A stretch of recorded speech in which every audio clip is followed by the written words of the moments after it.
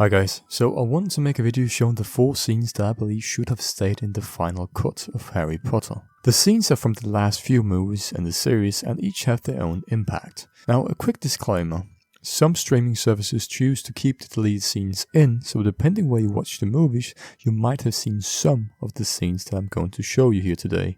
Nevertheless, I will include them as deleted scenes since they weren't in the normal DVD release of the films. So let's begin.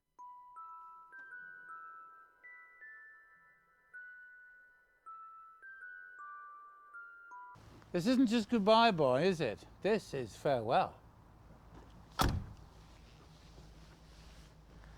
I don't understand. Isn't he coming with us? Who? Harry. Absolutely not. Why?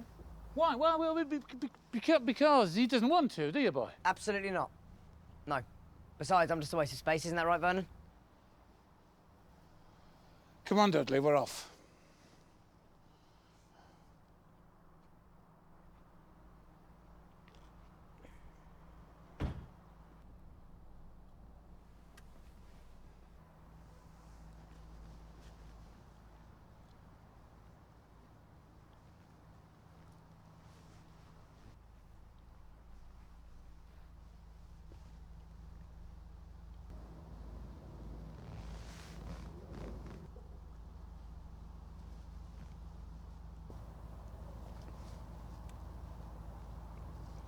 I don't think you're a waste of space. Thanks.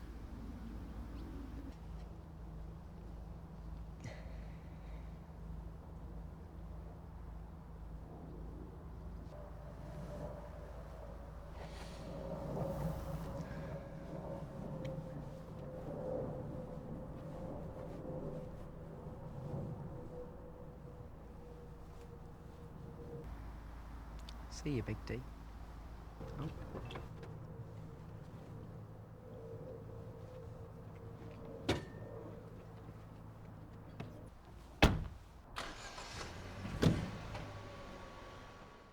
So, this scene is what I like to refer to as Dudley's redemption act. And this is because we finally get to see a different side of Dudley that we haven't seen before. The scene shows that Dudley is merely a product of his parents and that the social inheritance has been strong and overwhelming for him as a kid. But as he gets older, he starts to realize something is wrong, and it isn't with Harry. Dudley was indeed a product of his environment. Also, a lot of people believe the reason Dudley had a change of heart was due to the fact that he was fed on by a Dementor, and in so doing saw his own mistakes and misdoings. One more thing, if you only watch the movies you won't know that Dudley and Harry actually had a relationship later in life. They exchanged Christmas cards, and even though they're not best friends, they do still have some sort of a relationship. And since this is not shown in the movies, I thought this scene would be a nice touch to let the fans know that Dudley actually cared.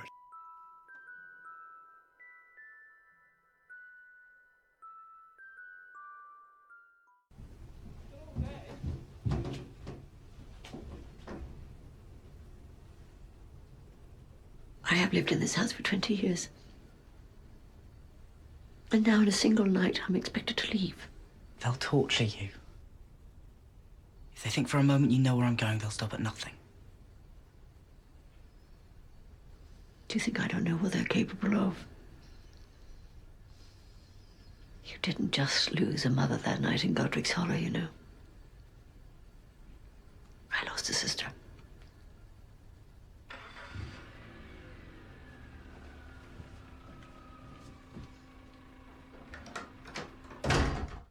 The second scene I like to refer to as the loss of a sister, and it was in the Harry Potter and the Deathly Hallows Part 1. This scene was supposed to be around the same time as Dudley's redemption act. I actually made a short out of this scene and I got a comment that I would like to share, as I believe this comment explains perfectly why this scene should have stayed in. I love this part of the book, especially in context we're given later on from Snape's tears. We discover that although Petunia seemed to dislike magic, in reality she was jealous of Lily. Petunia wrote a letter to Dumbledore asking if she could be admitted to Hogwarts. However, Dumbledore denied her, obviously because she was a muggle. Furthermore, her parents were so proud of Lily and praised her, which just fed into her jealousy, sibling rivalry. Then, the world that Petunia was so desperate to be a part of killed her sister and left her with a child who was a reminder of both Lily and that world. A world that both rejected her and took someone she loved. I also imagine the fact that Harry resembles his father fed into her resentment towards him. Similar to how Snape loathed Harry. To some degree, they both blamed James for Lily's death. Thanks to GW9363 for the lovely comment. Judging by the likes this comment got, I seem to not be alone in believing that this is the perfect description of why this scene should have stayed in.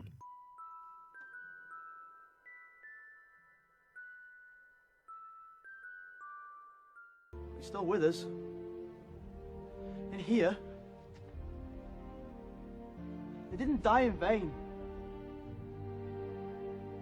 It's not over! Potter!